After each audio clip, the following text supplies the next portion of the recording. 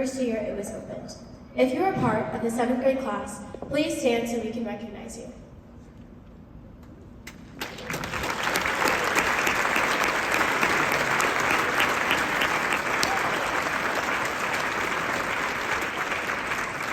That year was the year of many new things. A brand new school, new friends, new teachers, and yet we adapted and overcame it.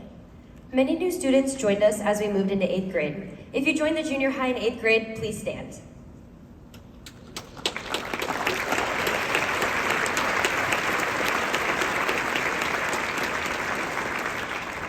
This was the year COVID hit, setting forth a whole new set of challenges.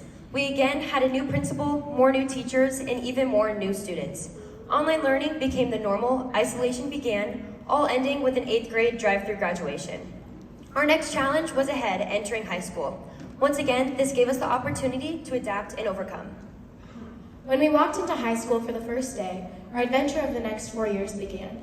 We started freshman year with masks, temperature checks, no school on Wednesdays, assigned lunchrooms, masks while playing sports, no homecoming, no info, all leading to our very first high school dance, the hoedown in the gym parking lot.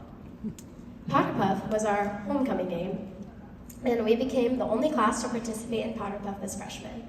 Our very first Trojan tournament was held on the football field. As freshmen, we took home 4th place with the theme of SpongeBob. However, I'll always remember how we beat the seniors in tug-of-war. That year, chapel looked a little different. We watched unplugged chapels in our classrooms every Friday during 2nd period. Unplugged chapels then turned into a meeting in Barnes Hall, and the year concluded with the freshmen sitting in the white chairs in the front of the gym. This makes us the first class that has sat in front of chapel twice during our high school career. Many iconic classes happened during freshman year. From our notes in Miss Dukes' class to hoping to make the poetry wall in Mr. Streeter's, we loved the series of debates on controversial faith issues in Mr. Pitts' Bible class. Freshman year would not be complete without us mentioning Principal Rugg. He started his Valley career as our computer literacy teacher, where he taught us all about different software and healthy habits when it comes to technology. Moving forward to sophomore year, we started getting the normal high school experience. Friday night lights were back, allowing many of us to go to our first high school football games. We finally got school dances back. That 70s ho-ko started the year off strong, allowing kids to boogie on the dance floor. We have to take a second to recognize Sorochi Anderson and Malia Tongason and their families for their epic lip sync battle in that year's homecoming assembly. Sophomore year started, the first of 3 years where the boys basketball team has won a state championship. Austin Wallace, Luke Shaw, and Jake Harrison were a part of all 3 of these titles. That year, girls indoor volleyball won the state championship for the first time in 10 years, along with boys track and field going back to back. We must recognize the amazing addition to staff that helped BC's theater program return better than ever with the extraordinary play, Alice in Wonderland. Ms. Jones, our theater program wouldn't be the same without you. That year's Trojan tournament theme was dynamic duos. As sophomores, we were looking for a comeback. However, we ended up getting 4th once more. Despite the loss, we had some awesome teachers who decided to bribe us to win. Mr. K and Dr. Eason ended up bleaching their hair, and Mr. Hedrick shaved his beard after our only win, the canned food drive.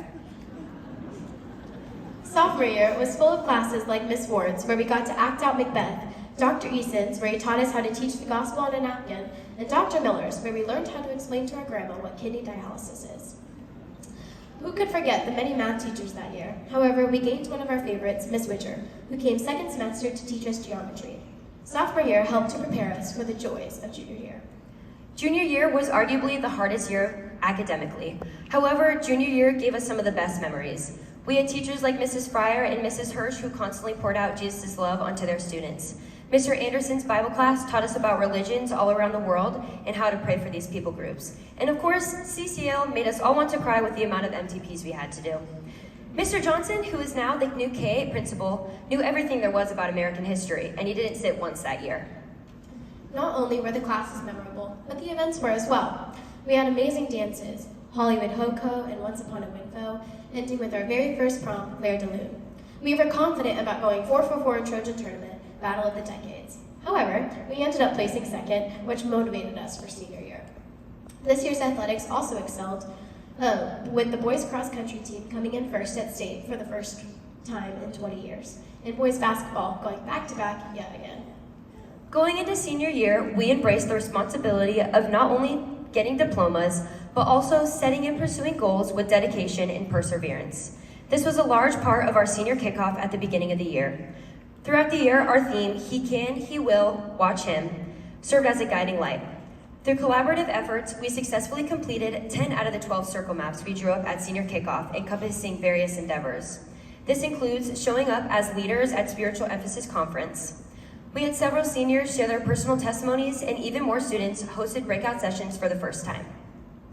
Our focus on spiritual leadership continued at chapels, where we committed to praying at the end of each chapel.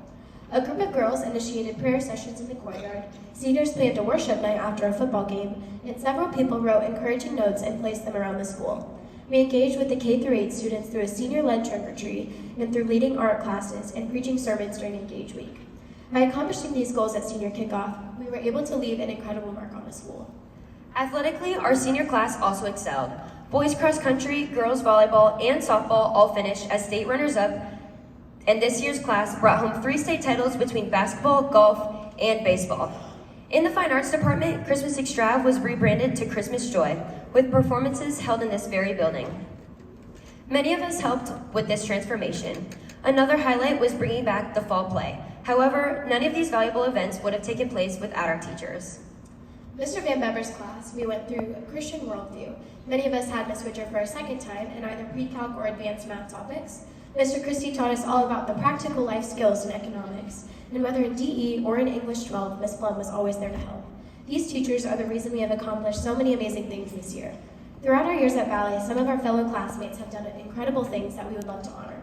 We could say something about everyone, but because we're running short on time, let's hit on a couple of the memorable ones. Naomi Gunn is the only senior to be in theater all 4 years. She essentially saved the theater program, but she was quickly joined by 3+ year theater students, Julia Seneker and Karis White. Cody McGee designed the breathtaking Cheshire Cat from our sophomore year play, Alice in Wonderland. Andy Donahue became the first ever Valley student to win a state title in wrestling.